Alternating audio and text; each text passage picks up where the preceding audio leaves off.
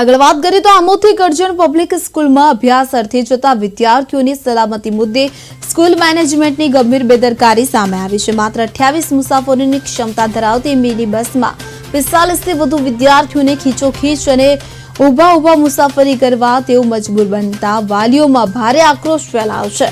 લાંબા સમયથી ફરિયાદ છતાં મેનેજમેન્ટ દ્વારા કોઈ ધ્યાન ન આપતા વાલીઓએ સરબાણ ગામથી સ્કૂલ બસને આમોદ પોલીસ મથકે લાવી જમા કરાવી દીધી હતી। વાલીઓએ સ્કૂલ મેનેજમેન્ટ સામે કાયદેસરની કાર્યવાહી કરવાની ચીમકી આપી હતી। ઘટનાની જાણ થતાં સ્કૂલના આચાર્ય પોલીસ મથકે દોડી આવ્યા હતા અને તેમણે આ સમસ્યાનો તાત્કાલિક ઉકેલ લાવવાની બાંહેધરી આપતા મામલો થાળે પડ્યો હતો। જો કે ક્ષમતા કરતાં વધુ વિદ્યાર્થીઓ ભરેલી બસને પોલીસે ડિટેન ન કરતા પોલીસની કામગીરી સામે પણ સવાલો ઉભા થયા છે।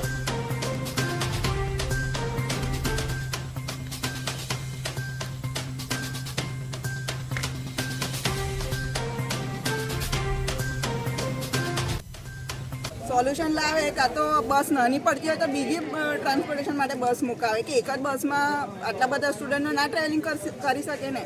મિનિમમ સીટ છે, દરેક સ્ટુડન્ટને દરેક સીટ મળવી જરૂરી છે ને કલાકનો રસ્તો ટ્રાવેલિંગ છે તે કલાક છોકરું બેગ વજન લઈને ઊભું તો ના રહી શકે। કેટલા કિલોમીટર તમારા